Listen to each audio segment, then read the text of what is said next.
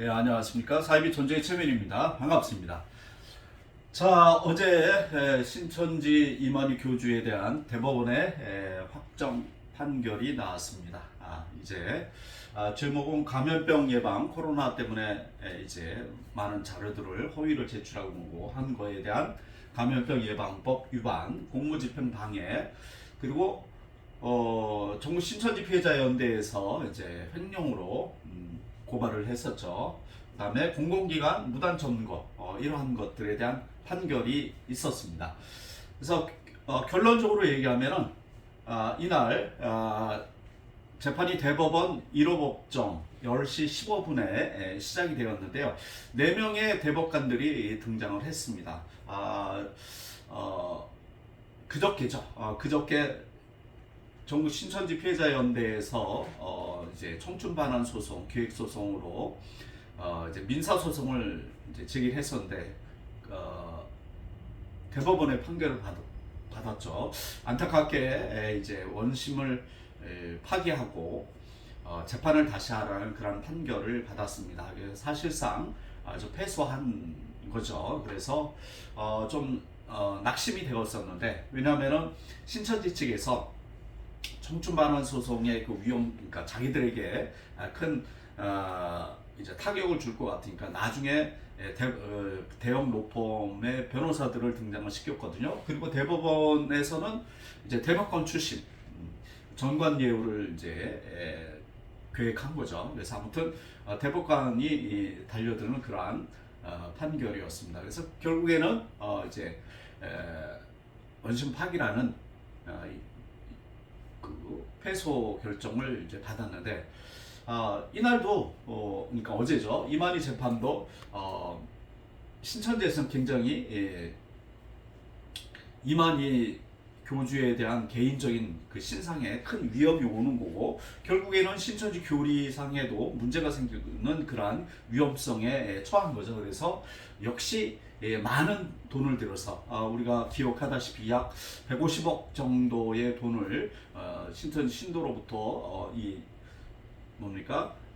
이 형사 고발에 대한 것들을 변호하겠다는 취지로 이렇게 거둔 걸로 알고 있어요. 그래서 뭐 1심에서는 50억, 2심에서는 얼마 들어갔는지 모릅니다. 왜냐하면 1심은 자기들이 다른 그 법원에 제출한 자료에 약 50 몇 억 정도 사용한 걸로 나왔었습니다. 그것이 세간에 알려줬었죠. 자, 아무튼 그렇게 이제 2심에서 약 뭐 1심과 동일하게 썼다 그러면 대법원도 약 50억을 썼다 그러면 150억을 자기들이 거둔 돈은 아마 다 썼을 것이에요. 자, 그렇게 막대한 돈이 들어간 재판이 바로 이 이만희 재판이었습니다. 그래서 이제 좀 아침에 놀란 것이, 저도 어제 아침 10시 15분에 미리 가서 이제 대기를 하면서 법정에 들어갔습니다만은 솔직히 아침에 가자마자 걱정이 된 부분이 있었습니다. 뭐냐, 이 주심 대법관이 4명이라고 그랬잖아요. 그 명단을 보니까 청춘 반환 소송의 판결을 내린 그 법관들 이름하고 동일했습니다. 그래서 어제 그 또 동일한 자리에서 동일한 법관들이 판결을 하는구나라는 생각을 가짐으로 좀 걱정이 됐던 거죠. 그래서 혹시나 치면 어떡하나 하는 건 염려가 있었던 건 사실입니다. 그래서 10시 15분에 이제 입정을 했는데, 사건에는 이 한 건밖에 없더라고요. 그러니까 한 30명 정도가 들어갔는데, 전편 대표하고 저하고 우리 측에서는 딱 2명이고, 중간에 이제 피해자분이 들어오셨다가 다시 나가셨어요. 아무튼 2명이고 나머지는 다 신천지 사람들입니다. 그래서 그 신천지 법무부장 소땡땡도 왔었고, 그 다음에 저는 잘 모르겠습니다만은 이제 간부급들이 몇 명 왔었다라고 전편 대표가 얘기를 하더라고요. 그 다음에 뭐 기자들, 신천지 기자들도 왔었고, 아무튼 그런 그 분위기였습니다. 자, 그리고 나서 이제 좀 한 10시가 안 돼서 입정을 했고, 재판은 이제 15분에 시작되니까 한 15분 동안 이제 좀 침묵이 흘렀던 거죠. 그래서 그동안에 이제 나름대로 기도하고, 우리 신강식 대표는 제가 느낄 정도로 이제 속으로 흐느끼면서 기도를 하더라고요. 그래서 제가 이렇게 한 칸 건너서 옆에 앉았었는데 그 제스처라든지 좀 흐느낌 같은 그런 그 기도 소리가 들리더라고요. 그래서 아무튼 열심히 기도를 했죠. 우리 신 대표님도 그렇고. 그래서 아무튼 우리 피해자들이 바라고 할 수 있는 게 뭐가 있겠습니까? 신천지처럼 돈을 들여서 전관료의 혜택을 바라는 그런 것도 할 수가 없고 해서 기도밖에 없었던. 자, 아무튼 그래서 판결이 나와서 자 4명의 주심들이 들어왔습니다. 이날 주심은 그 보도상으로 좀 다르게 돼 있는데 여자분이에요. 주심은 여자분이었습니다. 민 땡땡 대법관 여자분이 주심이었습니다. 그분이 마이크를 잡고 이제 사건 번호를 얘기하고 이제 이만희와 그 여기 같이 연루된 그날 그 판결을 받아야 되는 사람 이름을 연거를 했습니다. 그리고 나서 주문, 자 주문이 이제 결정문인 거죠. 그래서 주문을 들으면은 되는 거니까 그래서 주문을 딱 얘기합니다. 귀를 쫑긋 세웠죠. 신천지도 세웠겠죠. 자 상고를 기각한다. 요거 한마디였습니다. 상고를 기각한다 라고 주문하고 나서는 대법관 4명이 동시에 일어나서 퇴정하는 겁니다. 그러니까 뭐예요? 끝났다라는 거죠. 이거 한마디, 상고를 기각한다 이 한마디 듣기 위해서 그날 법정에 신천지 사람 간부들하고 저희 이제 신천지 대책하는 전국 신천지 폐쇄연대 대표하고 저하고 이제 함께 갔었던 거죠. 그래서 상고를 기각한다. 그래가지고 속으로 탄성을 올렸죠. 이야! 이겼다. 반대편으로 이제 신천지 측은 이제 나가면서 여러분들 표정이 어떤지 여러분 상상하십시오. 제 생각에는 죽상이 되었던 것입니다. 죽상이. 그래서 아무튼 상고를 기각한다라는 판결을 받았습니다. 상고 기각은 뭡니까? 상고 대법원에 소를 제기하는 것을 상고라고 합니다. 그래서 상고 한 것을 기각 없던 걸로 처리하겠다. 즉 그래서 2심 판결을 인정한다라는 것입니다. 2심 즉 어디입니까? 수원지법 그다음에 고등법원에서 판결한 2심을 인정한다라는 거죠. 그래서 감염병 예방법에 대해서 기소를 당했던 것이고 공무집행 방해, 그러니까 감염병 예방법을 위반하면서 서류나 이런 것들을 제대로 내지 않아서 공무집행, 질병관리본부나 또는 이 정부에 대하여 그 공무를 집행하는 거에 방해를 받았다. 그 의미로서 이제 기소가 됐던 거죠. 물론 이제 전국 신천지 폐쇄연대에서도 감염병 예방으로 기소를 했는데 나중에 이제 정부 측에서도 그 다음에 뭐예요? 서울시 측에서는 또 살인죄까지 적용을 해서 기소를 했었습니다. 그 서울시에서 이제 코로나 환자가 발생하고 그 다음에 뭡니까? 코로나로 인하여 돌아가시는 분이 발생하니까 서울시에는 신천지를 그리고 이만희를 살인죄까지 적용을 해서 이제 기소를 했던 거죠. 하여튼 그런 것들이 그러니까 감염병 예방, 코로나에 관한 감염병 예방인 것들이 이렇게 합쳐졌던 것이에요. 그 다음에 또 별도로 뭡니까? 이 56호 횡령은 전국 신천지 피해자 연대에서 1,000억 정도를 횡령했다라는 나름 근거를 가지고 이제 고소를 했었는데 법원에서 인정된 건 56억이에요. 그래서 그동안에 신천지가 이제 작업을 했던 거죠. 그러니까 이만희 명의로 돼 있던 것들을 다 신천지로 돌리고 막 이런 작업들이 있었던 것이에요. 그래서 56호 횡령에 대한 부분이 1심에서 유죄를 받고 2심에서도 유죄를 받았던 거죠. 자 이렇게 해서 뭐 이 감염병 예방법 위반은 1심에서도 무죄였어요. 이 공무집행 방해도 무죄. 요거는 이유가 뭐냐? 그 당시 그 감염병 예방법이 그 세세하지 않았던 것입니다. 물론 우리나라 다른 법도 세세하지 않은 법도 많아요. 그래서 좀 불이익을 겪고 있는 부분들인데 세세하지 않았던 상태에서 코로나가 터지고 전국 신천지 피해자 연대나 정부나 질병관리본부나 서울시에서 이제 이 고소를 했었던 건데 그때 법 적용이 세세하지 않았고 나중에 9월 달에 개정이 됩니다. 이 감염병 예방에 대한 것이. 그래서 그때 더 세세하게 촘촘하게 개정이 되는데 그 법에는 걸리지만 그 전에 고소가 이루어졌기 때문에 이러한 것들 그 다음에 고소뿐만 아니라 이런 서류를 낸다거나 신천지가 정부에 질병관리본부에 낸 이런 행위들이 그 전에 이루어졌기 때문에 이것은 그 개정된 그 법에 소급해서 처벌할 수 없다 이거죠. 그래서 새로 만들어진 법 이전의 행위이기 때문에 그 법에 따라서는 죄를 물을 수 없다라는 거죠. 그래서 무죄입니다. 그래서 1심에서도 무죄, 2심에서도 무죄가 됐던 것입니다. 자, 56호 행정권은 1심에서도 유죄, 2심에서도 유죄가 된 거를 대법원에서 상고 기각함으로 그대로 유지가 됐던 거죠.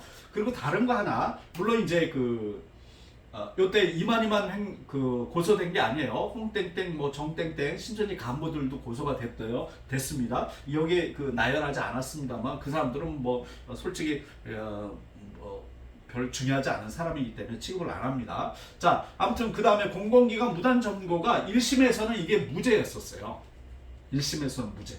근데 2심에서는 뭐예요? 유죄로 인정된 거예요. 이 공공기관은 여러분들 신천지가 HWPL 일명 하세광이라고 하죠. 하늘문화 세계평화 광복회 이름도 참 거창합니다만은 자기네는 줄여서 하세광이라고 얘기를 합니다. 이런 행사를 할 때마다 어떻게 해요? 신천지 이름이나 이 HWPL 이름으로 하지 않고 다른 무슨 봉사단체 이름으로 그 행사장을 대관을 하고는 당일날은 뭐예요? 실제로는 HWA 그 다음에 신천지 행사를 하는 거죠. 그래서 이러한 것들이 이제 대표적인 게 2019년 수원 월드컵 경기장에서 이제 9월 18일인가에 그날 하려고 계획됐던 거를 전국 신천지 피해자 연대에서 경기도에 도지사에게 이제 민원을 줬죠. 왜냐하면 그 당시 수원 월드컵 경기장을 관광공사에서 책임을 지지만 이사장은 누구였냐? 도지사였어요. 도지사. 그래서 어떻게 해요? 총책임은 도지사가 지는 그러한 체계였기 때문에 도지사한테 민원을 넣습니다. 중지시켜달라고. 그래서 이재명 도지사가 그 당시 이것을 알고 중지를 시켰어요. 그러니까 제가 알기로는 7일에서 한 10일 정도, 그러니까 9월 초승에 행사가 18일이라 그러면은 그 전에 중지를 시켰던 것입니다. 이걸 알고. 그래서 이제 신천지 만국 회의가 못하나 보다라고 생각을 했었는데 그래도 염두가 되잖아요. 신천지가 무단점거한 전례가 그 전에도 많이 있었잖아요. 그래서 어떻게 합니까? 당일 되기 전날서부터 이제 수원 월드컵 경기장을 돌았죠. 순찰을 했죠. 이제 전국 신천지 피해자 연대 분들이 같이 그랬는데 그 전날서부터 이상 징후들이 발견이 되는 거죠. 도지사는 점거하지 말라, 그러니까 사용하지 말라라고 얘기를 했고, 그 다음에 수원 월드컵 경기장 시설 안에도 사용 중지되었다는 편말들이 다 붙어 있었어요. 그런데 바깥에는 뭡니까? 젊은 애들이, 신천지 젊은 애들이 많이 있었고, 그 다음에 뭐예요? 전날 이제 의심스러워서 간에 정식적으로 이 경기장을 대여하는 공무원들, 그러니까 중공무원들이죠. 아무튼 그분들하고 이제 얘기하기 위해서 들어갔는데 그 곳곳에서 어떻게 해요? 신천지 행사를 준비하는 사람들이랑 맞닥뜨린 거예요. 그러니까 그분이 이제 솔직히 제가 갔습니다. 제가 갔는데 이제 저랑 얘기하기 위해서, 그러니까 본 사무실로는 따로 있는데 거기서 얘기 안 하고 직원들이 있는 데는 얘기 안 하고 다른 곳에서 앞방에 방들이 있으니까 글로 가자고 해서 따라갔습니다. 근데 그분이 문을 열었는데 어떻게 해요? 그 안에 음향 시스템들, 방송 시스템을 설치하는 애들이 한 10명이 있었던 곳이에요. 방송 시스템하고 같이. 예? 그러니까 저를 그 방을 열고 인도했던 사람들 놀랬던 거죠. 당신들 뭐야 막 해가지고 나가라고, 행사 중지됐으니까 나가라고 얘기를 하고 또 다른 곳을 저를 인도해서 갔습니다. 그리고 이제 잠깐 기다리라고 해서 기다리는 동안 운동장을 보니까 이미 뭐예요? 시스템들이 다 여기저기에 큰 음향 시스템들이 설치가 돼 있었던 거죠. 그러니까 조금 전에 봤던 한 10명의 음향을 관련 이런 사람들이 그것을 했고 더 추가적이나 뭐 이런 것들을 하려고 했던 것이에요. 자, 그리고 나서는 어떻게 해요? 바깥에 나왔는데 많은 청년들이 몇백 명씩 있었어요. 335. 그런데 이 사람들이 이제 숫자가 줄어들지 아니하고 점점 많아진 거죠. 그래서 급기야는 뭐예요? 몇천 명씩 된 거예요. 그 다음에 신천지 간부, 제가 알고 있는 신천지 간부들도 많이 등장하기 시작을 합니다.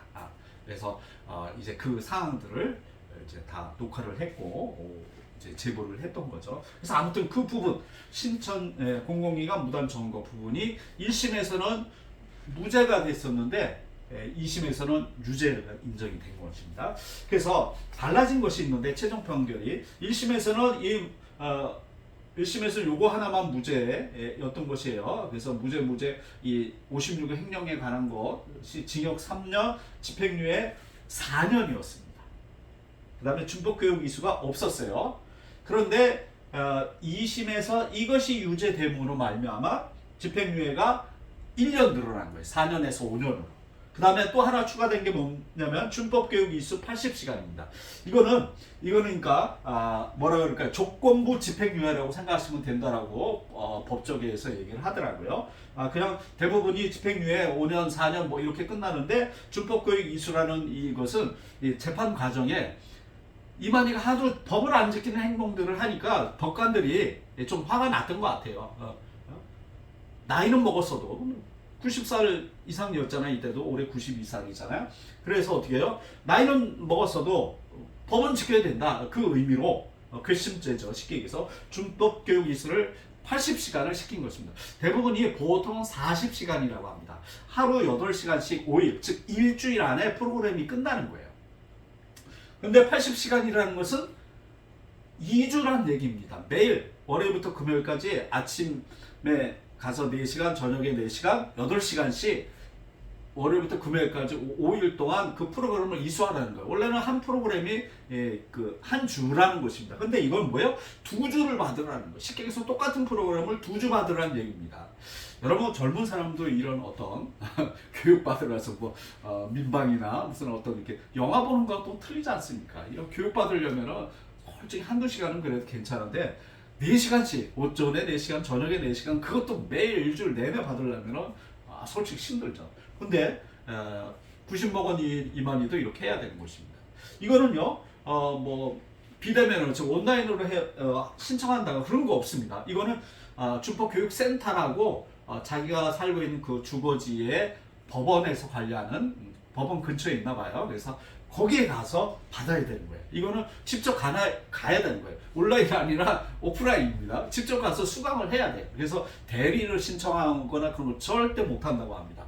그럼 만약에 이 준법 이수교육을 이수하지 않으면 어떻게 될까요? 조금 전에 제가 조건부 집행유예라고 얘기를 한번 얘기했는데 이게 뭡니까?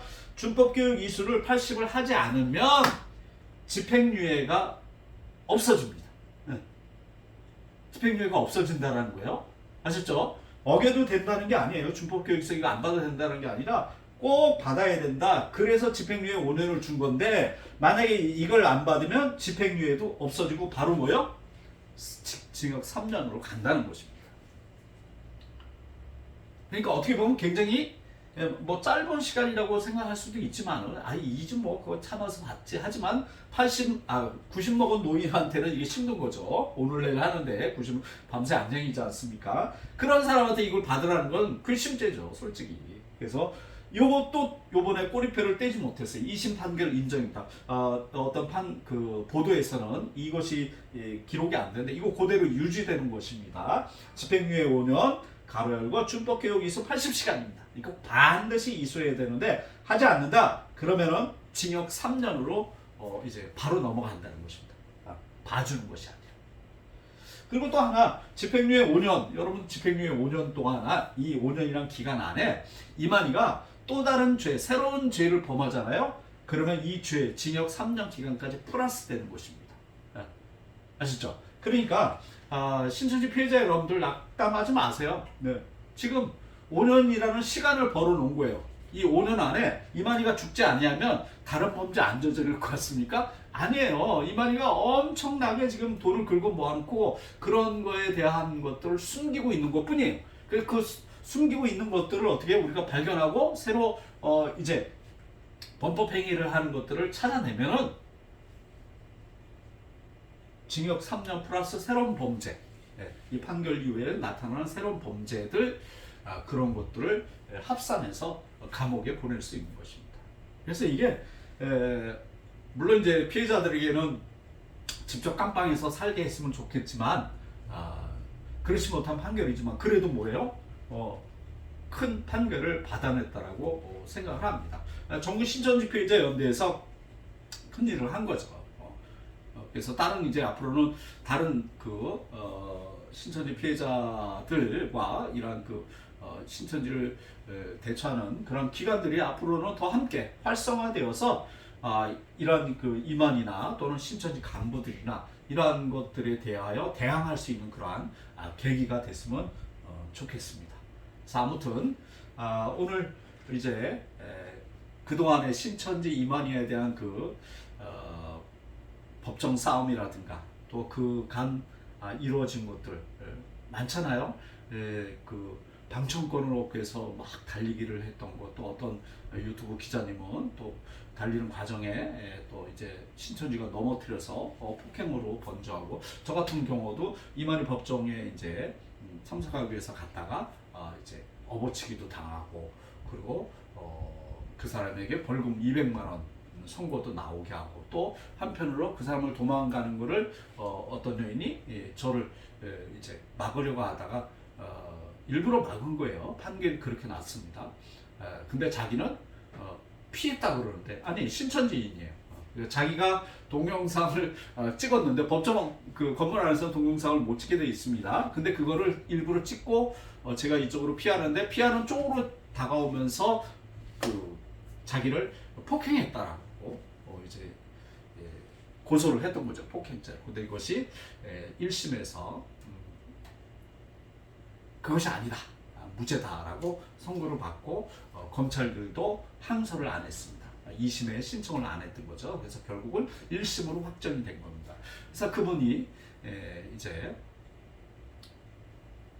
뭐 아무런 아직 저기를 안 했습니다만 이제 움직일 겁니다. 무고죄라든지 이런 것들을 지금 생각하고 있습니다. 그래서 앞으로 이러한 세간의 관심을 가졌던 이만희에 대한 형량이 징역 3년, 집행유예 5년, 그리고 준법교육 이수 80시간이라는 명령이 떨어졌다는 것입니다. 그래서 앞으로 기대되는 게 준법교육 이수 80시간 때 이만희가 아마 노출될 것입니다. 그래서 많은 기자들이 이게 어디서 하는지 좀 이렇게 관심을 갖고 있어요. 피해자들도. 왜요?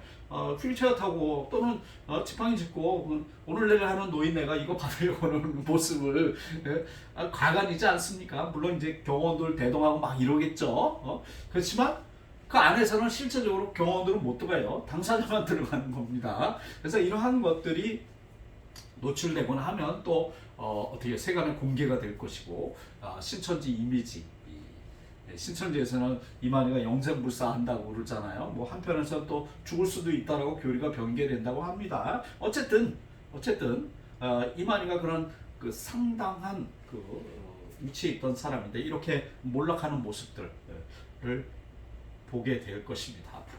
그래서 이 당일날도 이 대법원 앞에 신천지에서 약 25명가량이 기자회견한다라고 신고가 돼 있었대요. 아마 제 추측으로는 강편 사람들인 것 같아요. 왜냐면 전국 신천지 피해자 연대에 신천지가 직접 와서 이거 하진 않습니다. 기자회견이나 시위하진 않아요. 다른 누군가를 내세우는데 그게 뭐예요? 강편이에요. 그래서 이 집을 가출해 있고, 그 다음에 뭐예요? 가족 간에 이렇게 대척 관계에 있는 이 강편 사람들이 기자회견을 한 적이 있었거든요. 수원고등법원 지방법원 앞에서. 그것처럼 이제 이렇게 하려고 기대하고 있었는데 뭐예요? 결국은 진 거죠. 이만희가 56호 횡령범이 된 거고, 그 다음에 뭐예요? 이러한 잡범이 된 거예요.